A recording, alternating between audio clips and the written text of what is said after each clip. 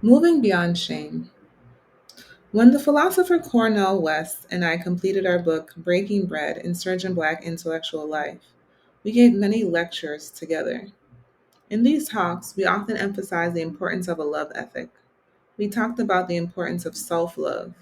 Again and again during our question and answer periods, individuals in the audience would rise and ask us to say more about how we become self loving. The practice of self love is difficult for everyone in a society that is more concerned with profit than well being. But it is even more difficult for Black folks, as we must constantly resist the negative perceptions of Blackness we're encouraged to embrace by the dominant culture. Within the context of white supremacy, Black people are often rewarded by racist white folks when we internalize racist thinking as a way of assimilating into the dominant culture. For example, a racially biased white employer who conveys stereotypical thinking about Black folks to a prospective Black employee will most likely select the person for the job who either agrees with his sentiments or does not challenge them. Throughout our history in this nation, every anti racist struggle has stressed that decolonization is the only way Black people can either unlearn or resist learning the racist biases taught everyone in society beginning at birth.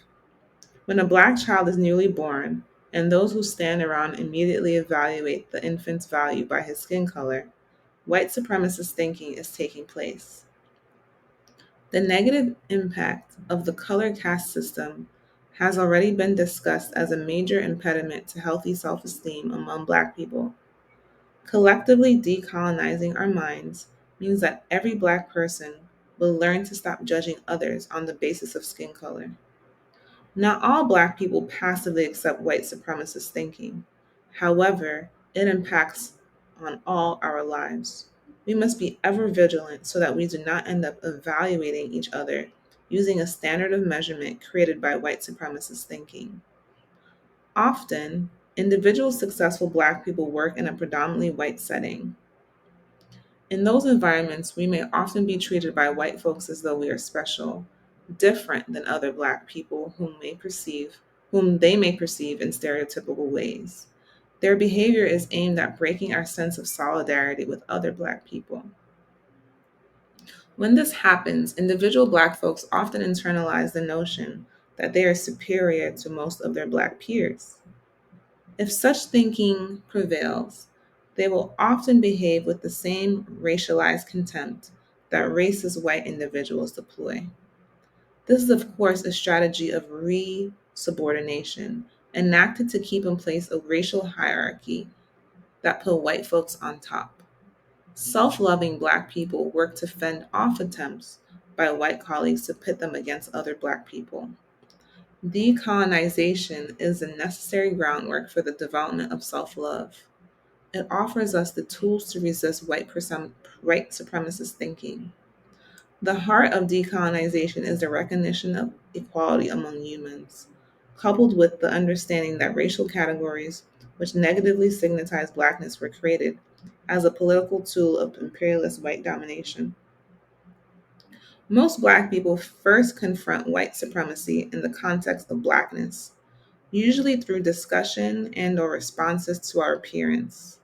Since the logic of white supremacy is that Black is always bad and white is always good, in order to decolonize, such thinking has to be rejected and replaced by the logic of self acceptance. Learning to be positive, to affirm ourselves, is a way to cultivate self love, to intervene on shaming that is racialized. Significantly, during the worst periods of racial apartheid in the United States, Black people were more acutely aware of the need to vigilantly resist internalizing white supremacist thought. Everything was segregated in the world I grew up in. Most white Southerners expected Black folks to behave in a manner indicating acceptance of subordination. In the presence of whites, we were expected to not speak until we were spoken to never question anything a white person said, to always allow them preferential treatment, to obey them. The list goes on. Decolonized Black people recognize that not only that these expectations were unjust, that if we were all conformed to them, we would be both accepting and perpetuating the notion that this was our destiny, to be the second class citizen. No Black person could escape working within the constraints imposed on us by white supremacist capitalist patriarchy. But in all ways, progressive decolonized Black people found the means to resist. Segregation meant that in our all Black spaces, the institutions which governed our communities, church, school, social club, Black folks could fully claim the subjectivity denied to us by the larger white world.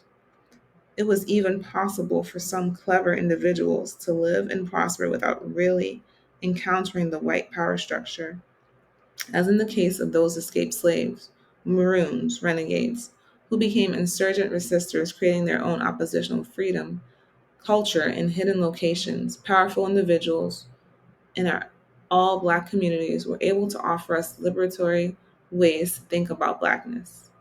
When we were growing up, my mother and father were careful to create an environment in our home where racial stereotypes were always challenged.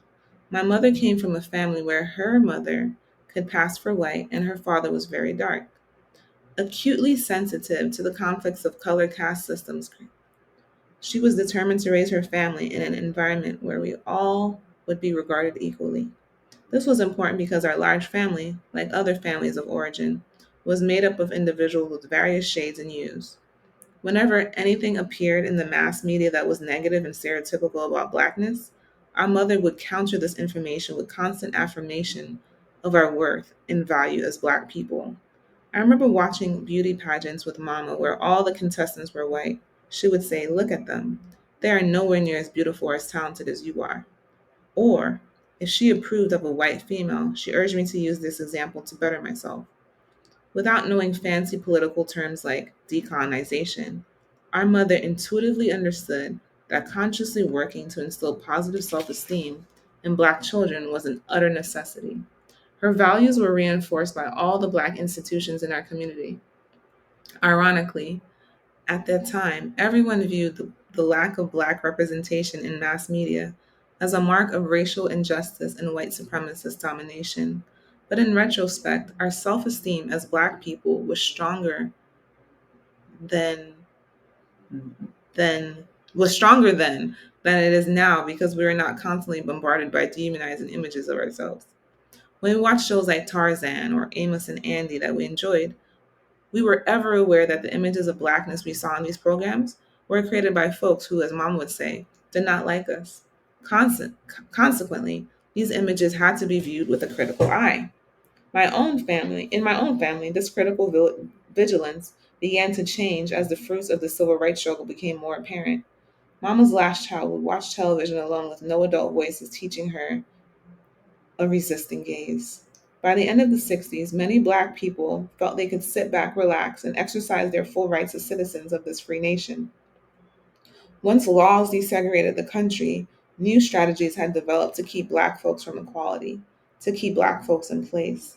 While emerging as less racist than it had once been, television became the new vehicle for racist propaganda. Black people could be represented in negative ways, but to be those who had wanted there to be jobs for Black actors could be appeased. Nothing pushed the lessons of white supremacist aesthetic more than television, a medium where even dark haired white women had to become blondes in order to succeed. Since television has primarily exploited stereotypical images of Blackness, small children held captive by these screen images from birth on absorb the messages that Black is inferior, unworthy, dumb, evil, and criminal, while well meaning Black parents attempt to counteract the racism of the culture by affirming Blackness in their homes. Their efforts are easily undermined by mass media. When Black children are allowed to watch television unsupervised, white supremacist attitudes are taught them even before they reach grade school. It was easier for Black folks to create positive images of ourselves when we are not daily bombarded by negative screen images. This may explain why individual Black people came through the terrible period of racial apartheid with much better self concepts than many young Black people born when racial integration was more accepted. When there was no racial integration, Black people were more vigilant about safeguarding the integrity of our lives in the midst of ongoing racist assault. Separate spaces also meant that racist biases in educational systems could be countered by wise Black teachers. Those who attended all Black schools in the years before the militant Black power struggle, institutions named for important Black leaders, Crispus Attucks, Booker T. Washington, George Washington Carver, were educated in a world where we were valued. While we studied the same lessons that were studied in white schools, our teachers added lessons in Black history and culture. Since everyone in the school system was Black, we had perfect role models. No one doubted our ability to learn to excel academically. When our Black schools were closed down and we were forced to integrate predominantly white schools situated far away from our neighborhoods, it caused tremendous psychological depression. Regarded as first class citizens in our beloved schools, we're now bused to schools where we're treated as second class citizens, where white teachers saw us as inferior, as savages, incapable of being their equals. When a black student called acad- when a black student excelled academically, they were regarded as the grand exception to the rule and treated by whites as a Negro pet. No psychologists or school counselors stood in the wings, nor did they stand there today to help Black children cope with the reality of moving from segregated schools, where we had been valued, to white schools where our teachers saw us only as a problem, where a great many of them actually hated us. Few Black people had foreseen that equal access to educational institutions would not have a positive impact within those integrated classrooms. Black pupils would be taught by teachers perpetuating racist stereotypes who encouraged us to feel shame and hatred for our race. Even the most well-meaning white teachers still held racist attitudes, which they expressed openly. When my well-meaning supportive white female drama teacher told me that no Black man would ever love me because I was too smart, she did not see herself as perpetuating a racist stereotype about Black males. Once we left our all Black schools, gifted Black male students disappeared. They had always been visible in our all Black schools. At home, our parents talked about this unfair treatment of Black males. Racist white folks simply did not want gifted white girls sitting next to Black boys. No one attended to the psychological needs of those boys who had once been recognized as gifted, but were certainly forced to go backward. One of the smartest Black boys in my peer group had a breakdown shortly after graduation. Yet, for the most part, all these psychological traumas went unnoticed, and the psychological pain they created went untreated. When we showed signs of psychological disturbance in our homes, fear of attending school when we had once loved our classes, we were encouraged to accept the pain as part of the civil rights struggle. Our mission was to endure the indignities inflicted upon us to uplift the race. Still, this did not and does not mean that we are not wounded by the process.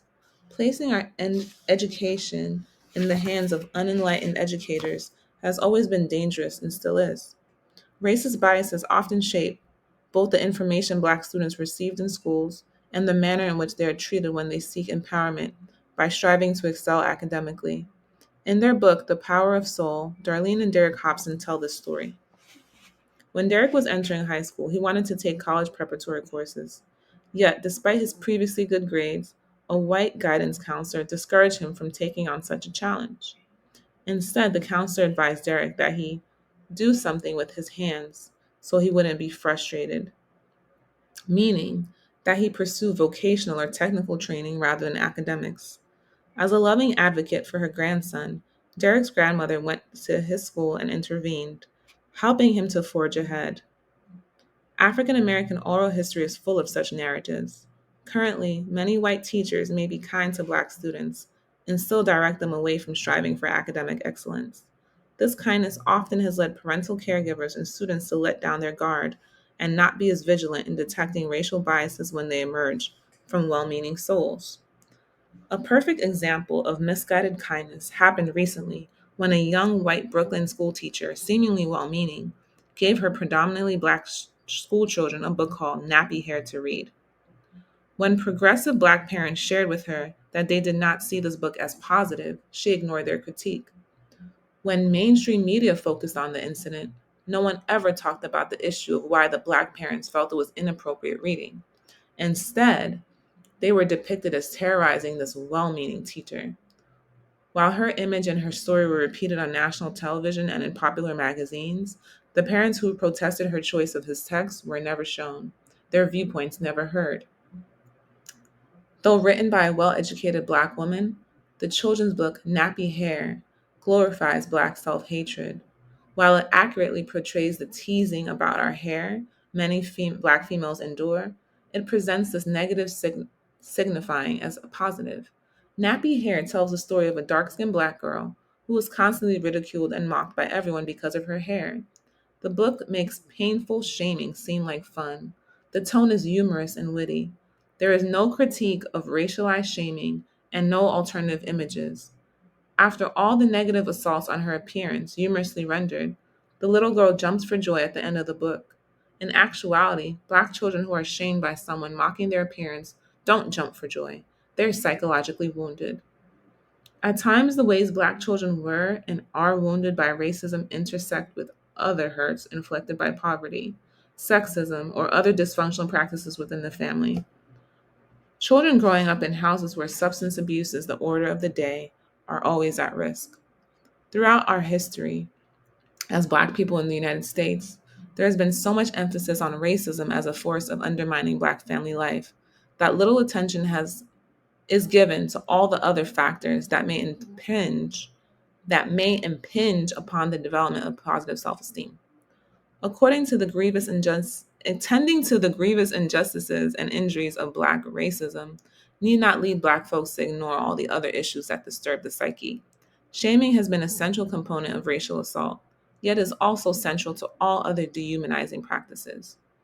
Within a culture of domination, shaming others is one way to assert coercive power and dominance. In traditional Black folk culture,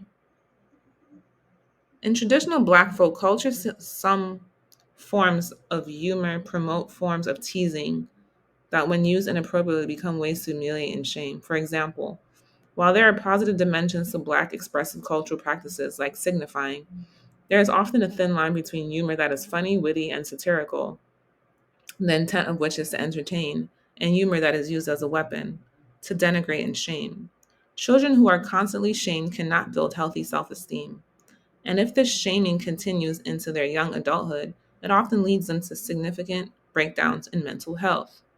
In the anthology Father Songs Testimonies by African American Sons and Daughters, there are many stories about shaming. Brent Staples writes about his alcoholic father's habit of refusing at will to give money to his children, making them beg for it. At times, they could turn the tables on him, Staples recalls. When he didn't come through, the spot was heartbreakingly empty. The strategy then was to catch him in front of one of his brothers and shame him into it. Much cultural criticism, new and old, has been written about playing the dozens. Underlying this game of humorously trading insults about one's mother, it is usually played by men, is the threat of shame. Often, matriarchal mothers use shaming as a way of disciplining children.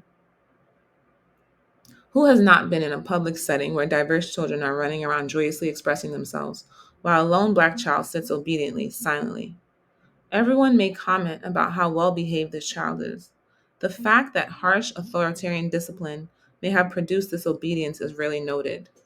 Usually, when a Black mother publicly uses harsh, emotionally abusive verbal assaults to discipline a child, folks are aghast.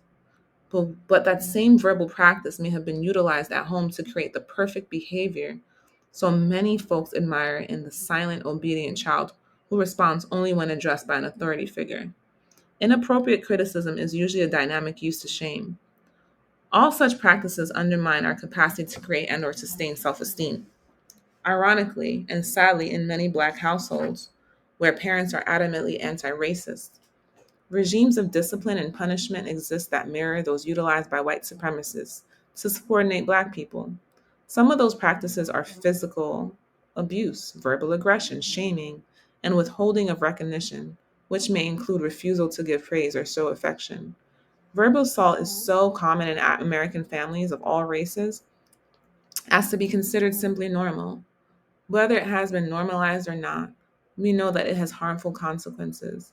In my book on Black women and self discovery, Sisters of the Yam, I talked about how much we show love by the way we communicate with one another, that we need to speak warmly and tenderly to one another. Mean spirited, aggressive speech wounds. Lots of mothers respond positively to this section of the book, testifying that it is all too easy to forget that harsh words can wound and break the spirit. It is often assumed that it is only poor women and men who verbally assault their children. They are usually the parents we see publicly yelling and ranting. But loud, aggressive speech is not the only harmful speech. In materially privileged homes, women may be denigrated by parental caregivers who speak in calm monotones, but nevertheless are expressing hurtful, damaging sentiments. Silence can also be used to humiliate and shame. As an adult parent who refuses to acknowledge a child when spoken to, conveys the message that the child is not worthy of attention. Many men use withdrawing into silence to express their power over others. In Marlon Riggs' film, Tongues Untied, a black male voices these sentiments. Silence is our weapon. Silence is our shield. None of us can be self loving if our presence is not recognized and valued. Importantly, class plays no major role in determining whether or not we will be regarded by parents and caregivers as worthy. Many black folks from poor and working class backgrounds were given a foundation of love and recognition. This is crucial because many people choose to see poverty as the cause of child abuse, whenever families are poor. There have always been loving families who lack material privilege. Children of all classes are abused. We need studies that document the strategies individuals use in homes lacking in material privilege to create care and respect in the midst of adversity. All too often, the assumption prevails that one cannot expect poor people to be caring. We hear again and again that these individuals are too preoccupied to deal with their emotional development. Such thinking, coming initially from the ruling classes, has provided a convenient excuse that individuals who lack privilege can evoke to justify cruelty. While it is true that as drug addiction becomes more commonplace in the homes of the poor, it creates circumstances that destroys care. Still, substance abuse and its dysfunctions are the problem, not poverty. Since so many Black families are poor and working class, it is more important for us to acknowledge and show how lacks in material privilege need not lead to emotional lacks. I know of no recent work that looks at how poor and working class families create loving environments. White supremacist mainstream culture has always been and will always be primarily concerned with highlighting what does not work in Black families. Progressive Black people and our allies in struggle must do the work of calling attention to diverse strategies used to create positive self esteem in all Black families. The heart of self love is healthy self esteem. In his insightful book, Six Pillars of Self Esteem, Nathaniel Branden defines these pillars as the practice of living consciously, of self acceptance, of self responsibility, of self assertiveness, of living purposely, of personal integrity. Among these practices, personal integrity is one of the hardest, since it requires commitment to truth telling. Masking has been so central to Black folks' survival within the white supremacist culture that we have not always recognized the ways that harm self esteem. Basically, masking invites us to create a false self, to misinterpret and dissimulate. That is, to take on whatever appearances are needed for a given situation. While masking was sometimes crucial to survival during the period of racial apartheid, those strategies destroy our capacity to be truth tellers when we adopt them in contemporary life. This cannot be stated often enough, since patriarchal masculinity also encourages men to mask what they feel as a way of manipulating others. Black males are especially at risk. They may be rewarded for being estranged from their feelings. Creating and maintaining personal integrity is especially hard in a culture of domination where lying is rewarded. Generally, in our nation, citizens are lying more and more. When high ranking political leaders lie and are rewarded, it sends a message to all citizens that lying is a way to get ahead. Black folks striving to succeed may feel bombarded and conflicted when expectations from Black peers and family differ from those of the predominantly white world they work in. These individuals may construct a false self to get ahead in both these worlds. This produces inner conflict, which undermines self esteem. Importantly, the time has come for Black people to courageously claim our right to personal integrity and to refuse to don a false self for anyone. In the long run, individuals who self betray by always masking and pretending to suffer, their mental and physical health is wrecked in the process. Shirley Chisholm remains one of the greatest Black political leaders who always stood her ground when it came to the issue of personal integrity. That is why she titled her autobiography Unbought and Unbossed. Politically, Jocelyn Elders had to cope with rejection for taking a courageous stand about sexuality. Yet, she has become a heroic example of personal integrity in a nation where individuals are willing to betray their beliefs to get ahead. My mother's mother, Sarah Oldham, could not read or write, yet she taught us all that we should be truth tellers, understanding that our word is our bond. A hardworking woman, she would be seen by many as poor or indigent because she had no income beyond that she received from working the land. Yet she was rich in spirit. She and our grandfather, Daddy Gus, her husband, of more than 70 years, taught us the importance of living consciously, taking responsibility, and maintaining personal integrity. I emphasize this to state again that those who lack material privilege have as much access to spiritual and moral riches as anyone else. Currently, the poor are usually represented in mainstream culture as lacking in moral values. So we cannot state often enough that poverty is no indication of moral beliefs. Stigmatizing the poor in this way is one of the ways the collective self esteem of poor people is continuously assaulted in society. Since masses of Black people are among the poor, our collective self esteem is at risk whenever anyone tries to publicly insist that the poor are inherently inclined toward dishonesty and fraudulent behavior. Widespread addiction in our society manifests in the worst ways in poor communities because those who lack funds usually exploit others to pay for their substance abuse. Therapeutic work shows clearly that all substance abusers, irrespective of their class background, are likely to be dishonest. Addiction leads to lying. All addicts suffer from a loss of self esteem. Importantly, addiction must be effectively addressed in Black communities to make way for return to love. Self love is first expressed by the way we tend our bodies. We must work hard to love our Black bodies in a white supremacist racial patriarchal culture. Loving our bodies does not mean simply liking the way we look. It means that we care for the well being of those bodies by eating properly, exercising, and staying away from all addictions, including food. No mass media event has dramatized the extent to which food occupies a place of solace in the Black life, as well as the recent movie Soul Food. Not only is the family matriarch suffering from diabetes, a disease no one need die from, she neglects her health caring for others. The movie shows this without making any meaningful critique. After her death, the survivors do not change their diets, even though we saw health problems and tragic consequences of bad diets. In Feeding the Hungry Heart, Gina Roth offers one of the most insightful accounts of the way we turn to food for solace, to give us the comfort we lack in our emotional relationships. Much of the work on eating disorders in our culture focuses solely on the predicament of white females.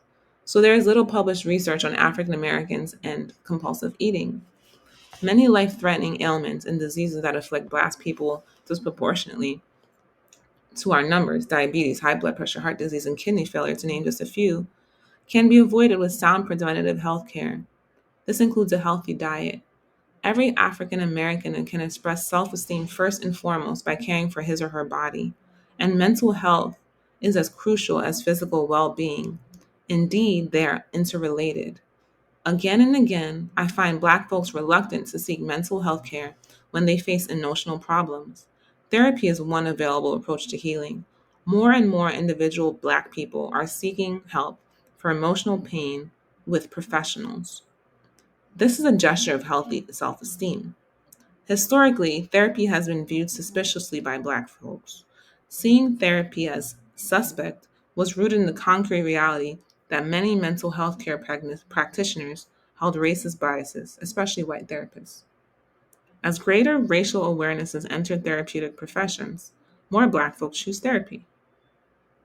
Emotional healing is a process that can take place in any setting where we are genuinely cared for.